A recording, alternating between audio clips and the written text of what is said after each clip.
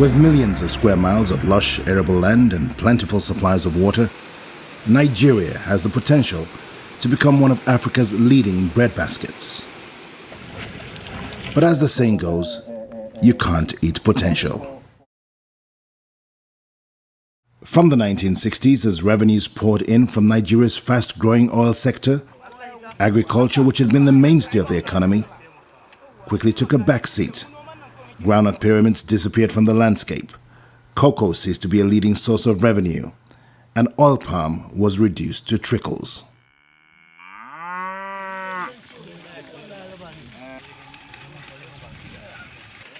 While millions continued to toil the land, millions more poured into urban centers in search of the proverbial golden fleece. According to President Goodluck Jonathan, Nigeria can no longer continue to be a sleeping giant. We have to wake up. And if we wake up, we must begin to do things differently.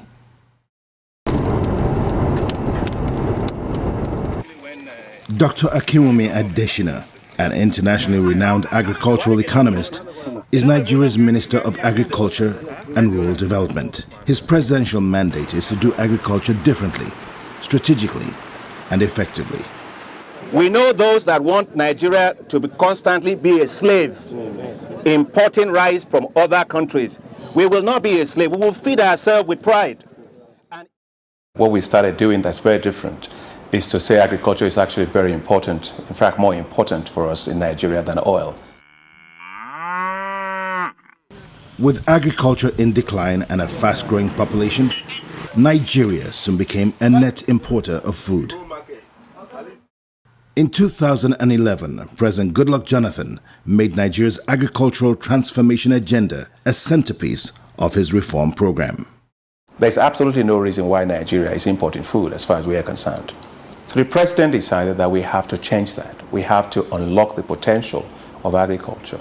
We made a reform that agriculture is not a development activity. It's not a social sector. Agriculture is a business. It's a straight line business. Whether you're in seed, fertilizer, whether you are storing food or you are processing food, logistics, transporting food and exporting it, it's all about a business. According to Central Bank of Nigeria estimates, Nigeria spends approximately $11 billion a year on the importation of wheat, rice, sugar and fish. That is approximately 1.7 trillion naira. The population in Nigeria is growing very fast. And for that, we need to feed ourselves, but we can't feed ourselves by depending on food imports. For millions of Nigerians, rice is life. Even though rice is a staple Nigerian diet that grows plentifully in all of the country's 6 geographical zones, urban demand for a polished, stone-free and odorless product has made Nigeria the world's second-largest importer of rice after China. Nigeria does not need to import one single grain of rice. Instead, we should be exporting. Nigerians consume 5 million tons of rice a year, of which 3 million metric tons are produced locally. Nigeria spends 365 billion naira every year importing rice. It means we are spending 1 billion naira every day importing rice. If we continue with this particular trend, we will have to spend $55 billion importing rice by 2050, which of course we cannot afford. So that's why the president decided that we must launch a rice transformation agenda to make Nigeria self-sufficient in rice by 2015. In recent decades, local producers of rice have seen their market share dwindle. The absence of a value chain has allowed large foreign mills to take advantage of the situation at the expense of local farmers.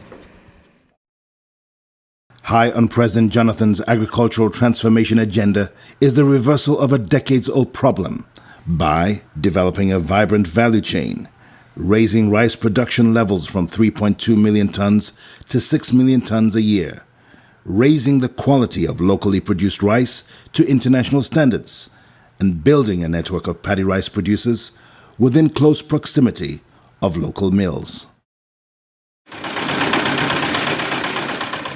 In spite of numerous challenges, the government is on its way to success.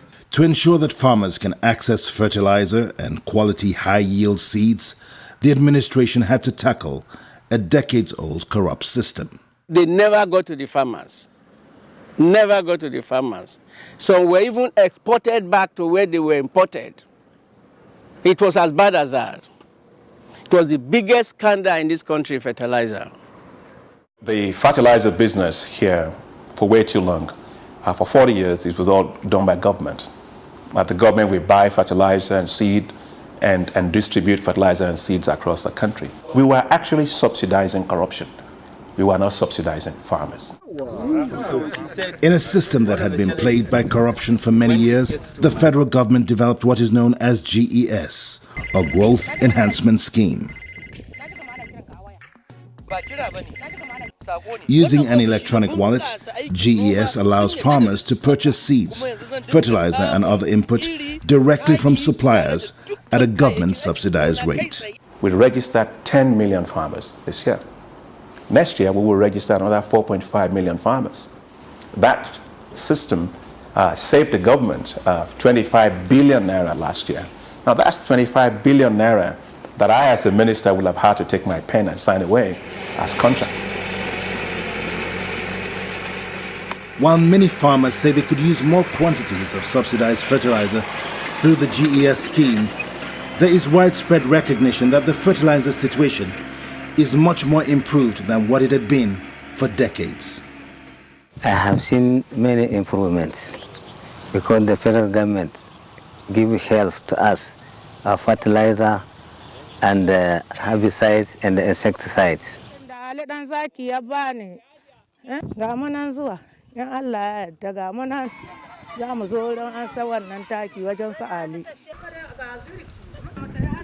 Hajiya Ladi Baladi is one of millions of Nigerian farmers who have benefited from the government's Growth Enhancement Scheme since 2011. Akwai bambanci kwarai da gaske. Bambanci kaga dai na ƙara gonaki. Na sai gona kuma na sai hege uku. Na sai wasu 'yan dabbobi. In ci da yaran ga marayu in shayar da su wani ya sheko in taimaka mai cikin jankan Allah. Her farm was the best looking farm. In all, you have 11,000 hectares there, but her farm was the best looking farm. From that 1 hectare, she's taking care of 23 orphans. She told me, Minister, I just built a house. It's not a huge house, but it's a mud house, but it's a house. I have a shelter over my, here for myself and the family, and we are fine. She is one of those people that project to you what happens when you empower women. With the Growth Enhancement Scheme, each farmer receives 1 free 50-kilogram bag of improved Faro 44 rice seeds and 3 bags of fertilizer at a 50% subsidy.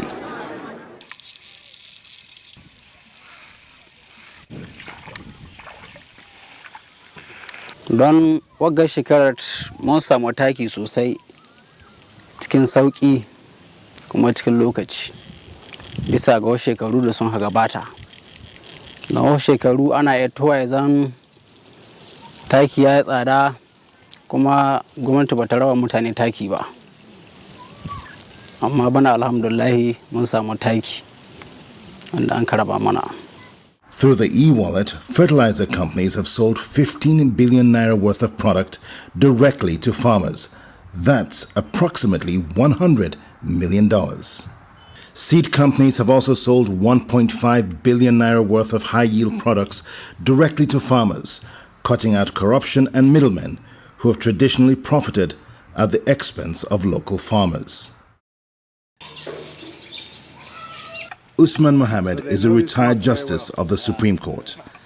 Actively engaged in his newfound profession as a farmer, he is upbeat about the positive changes taking place in the agriculture sector. I am a living example. At the beginning in my farm, I was not getting very good yield. But when I started getting expert advice and using the electronic system and the chemicals that have been sent to us, I have found that the produce from my farm has grown from a small quantity to a very large quantity. They have given us herbicides. They have brought in improved variety of rice that we can plant. So by getting this federal government presence, I think we are benefiting more than any other place in terms of rice production. Following devastating floods in 2012, the federal government has made the accelerated cultivation of dry season rice a priority. A confluence of two of Nigeria's largest rivers and rich in arable land, Kogi State was badly hit by floods in 2012. With active support from the federal government, Governor Wada has been quick to turn adversity into strength by making dry season rice cultivation a major part of his agricultural transformation program. We took that opportunity to see how we could use our floodplains to cultivate rice. And we had a lot of encouragement, practical support in terms of free seedling, free fertilizer, support for subsidized tractors from Dr. Akinwumi Adesina and his ministry. They supported us very strongly, encouraged us, and now, we are smiling. 10 states, Kebbi, Sokoto, Zamfara, Katsina, Jigawa, Kano, Bauchi, Gombe, Niger, and Kogi were selected for the execution of the dry season rice paddy production program. This is the first time we have a massive production of dry season rice paddy in the country, and I am sure it has become part of the cropping calendar of the country. It's a revolutionary idea. I'm not aware that it has been done before. Certainly not of the scale we are doing now. We got to a point where we couldn't clear land fast enough to allocate to people. In less than 24 months, Kebbi State has become one of the leading producers of dry season paddy rice. Tens of thousands of hectares are under cultivation. The amount of paddy being produced this dry season alone, which is roughly about 184,000 metric tons just from here in the dry season, just in Kebbi. It's more than enough to keep about 6 mills running for 6 months. The multiplier effect is easy to see. The person who is selling fura, tuwo, kose, everybody is here. Mechanics who will repair the pumps. In short, everybody, electricians, everybody is here. People are making money. The farmers are making money. The private sector is making money. The person selling seed and fertilizer is making money. The person milling the rice and processing cassava is making money.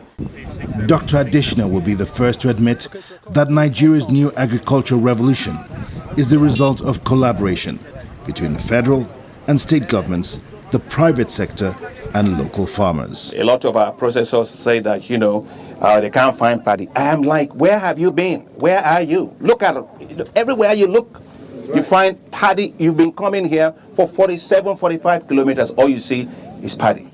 So I want it to be known to the rice processors that federal government will subsidize the cost of transport to move the rice from these heavy rice producing areas to where their own mills are. Give us 5 years from today, Kebbi will feed Nigerians with rice. We have a very large expanse of arable land. Number two, I see agriculture as a path to wealth for the state and for the people of the state. Governor Idris Wada is not just talking about agriculture. He's putting his money where his mouth is. In Kogi State, tremendous resources and effort are daily being poured into the development and perfecting of thousands of hectares of land for the production of dry season rice and other staple crops. We are doing mostly mechanized farming. Otherwise, there's no how we could cultivate in 3 months nearly 2,000 hectares.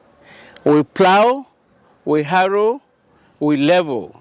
before we plant. And we have bulldozers. We are working here every day, 24/7.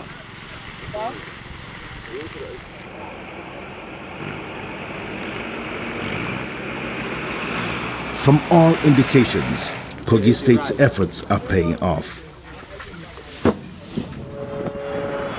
With input from the federal government, thousands of farmers have been given land to cultivate dry season rice. Some new farmers are former political and commercial thugs, and many are physically challenged. As a member of an association of the physically challenged, we're made to understand that there's ability in disabilities. And we cannot allow this ability in us to lie wasted. So hearing through air the announcement that there's going to be a rice accelerated production in Kogi State, now I look at it and say, I am a farmer, why can't I join?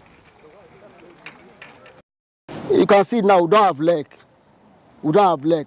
I see no reason why somebody that are well healthy that will not come to farm and say, let me come and do this thing. Look at all, we don't have leg. They will see enter here, enter the farm, will participate. And now it's more better than others. What we are seeing here a few months ago was a refuse dump ground, but now we have a youth corper who has put it to good use. And you have these rice plants just behind me, and you see how good the rice is, green, showing that the soil is fertile. There's a big transformation in this farm. I really enjoy being in this state and be part of this program. There are a lot of employment opportunities, and apart from that, I think in few years to come, I don't think there's any state that will beat this state in terms of rice production. We are going to be launching soon a program called Youth Employment in Agriculture Program. It's a presidential initiative. The goal is to create a new generation of young commercial farmers for Nigeria. Well, if we don't take actions now, strategically, in another generation, agriculture will be extinct.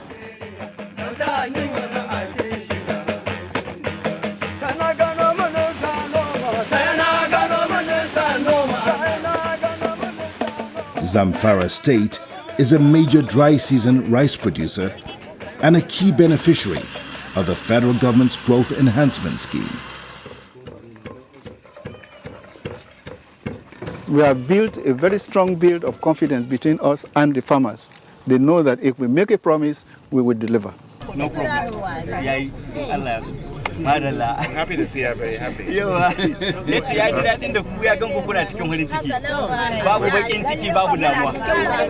The Minister of Agriculture, Dr. Akinwumi Adesina, has got it right. And anybody who said he didn't get it right, he doesn't know anything about agriculture. He only sees food in the house or in the market, he buys or he eats. But anybody involved in production, he knows the pain of a farmer to produce. And we know, because we also participate in the farming, that we are only sweating for some others who are in the shade to make profit out of our sweat without necessary commensurate return to the farmers. So the minister got it right.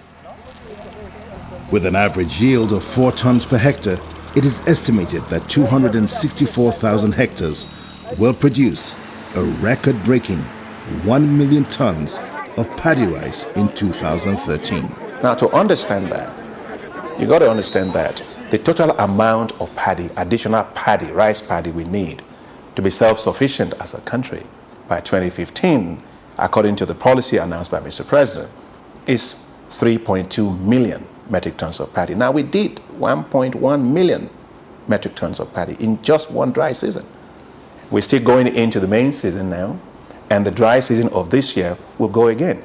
And the president is very excited about it. I think it was a great move on his part, and support us to do the dry season. And we're looking into the 2013 dry season to be able to do 3 times more than what we did. And we're going to work with all the same states all across the north. especially for the dry season. So it's quite revolutionary, and I think all the farmers are expecting more from us. Cultivating rice in sufficiently large enough quantities to meet local demand is just one part of a long-term value chain strategy. This is the first time in our country where the whole agricultural chain has been thought through properly. We have to make sure that we have the mills in place that can mill international grade quality rice.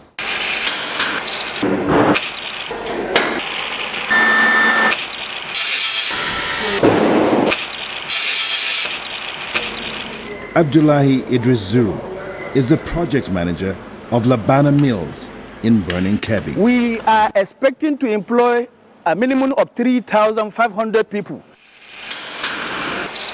It will be possible with Labana Rice Mills and others to take Nigeria into the league of rice exporting countries. Here in Labana, we have 2 plants in one place. It's essentially meant for production of parboiled rice. Each of the plants has the capacity of processing 8 tons of paddy per hour. Put together, we are expecting, or we will, at the end, when we start production, process 18 tons per hour in this mill. And we hope to produce up to 22 to 23 hours per day. Ultimately, the Nigerian government's plan is simple.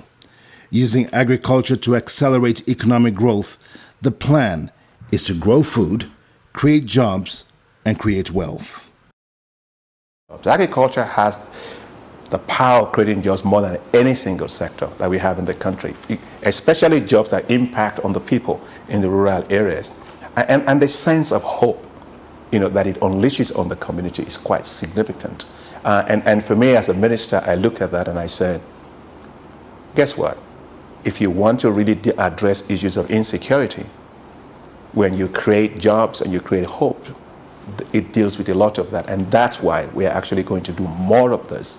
You will see the president invest more in this particular area, especially in the north. It's all about an economic Marshall Plan for the north, and we'll make it work. For the Nigerian farmers, no farmers, no nation. No farmers, no nation. Great farmers, great nation.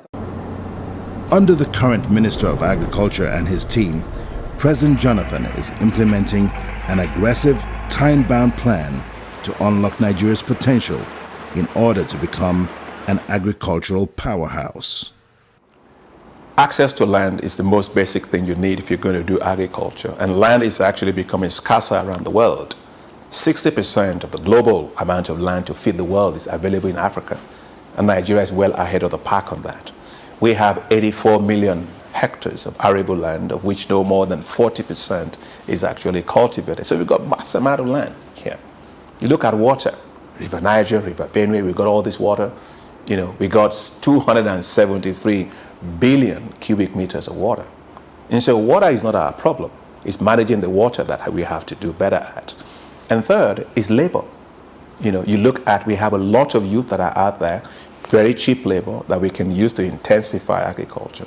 And look at our population, 167 million people, except we've been using that population, keeping farmers of other countries happy and employed. And the economy is actually doing well because we've been import dependent. And so what we're doing now under the president is we are saying it's about us. It's about our country. It's about our rural areas. It's about our farmers. It's about our youth. It's about our own security. Buy Nigeria. Eat Nigeria. As far as I'm concerned, if it's not produced in Nigeria, it's not good enough for Nigerians. Well, the Honorable Minister of Agriculture and Rural Development, Dr. Akinwumi Adesina, is a realist. He's a practical man. He's a sincere man. He is, to me, Mr. Agriculture. He lives it, he practices it, he encourages it, and he puts his money where his mouth is. Once he says he's going to do something, he will dedicate his staff and work hard and implement it. He's very focused to change this state and other states. He only needs people to queue into his program. He already knows where he's going. He knows what he wants to do. He's just looking for people that can go with him. I don't think that man can be derailed. This is the first minister I know that if you send him an email, within a couple of minutes, he's replying to you. You send him a text wherever he is in the world, he's replying to your issue. He's giving directives to his office to intervene immediately. In those days, you can't even contact a minister, sir. You can't. If you go and wait in the office for hours. But now, you email him, immediately you get a reply. And he has a solid backing and support of Mr. President. All of this, we must thank Mr. President because it's his program. We are just copying it, and whatever they have promised, they are giving. So we just thank God as a nation that we have this phase of our development where we are focusing on agriculture. Nigeria's current agricultural revolution is already attracting major investors and partners. That's why, as a government, we attracted Dominion Rice. Dominion Rice was the largest producer of rice in Kenya. It's an American investor. Today, they are investing $40 million in commercial rice production in Taraba State of Nigeria, which is a local partner here. That farm is going to be the largest producer of rice in Africa in the next 18 months, straight out of Nigeria. Now that's what I'm talking about, producing it here, unlocking the power of Nigeria as a global powerhouse in food. So lots of things that still needs to be done. My dream for agriculture is quite large. I don't think small. Dr. Adeshina says Nigeria's ongoing agricultural revolution is the result of teamwork and a president who supports the transformation agenda in word and deed. This is one president that is very calm, is very compassionate, very courageous, and it gives you quite a lot of leeway to do the best thing in the public interest. And I very much appreciate that. He's a remarkable leader, and I believe Nigerians should give me a lot of credit for the transformation you see in the agricultural sector today, because without his support, we won't be having the successes we are having. If the synergy and collaboration between the Nigerian government, the private sector, and small-scale farmers continues, there is no reason why agriculture cannot overtake crude oil exports and become Nigeria's new black gold.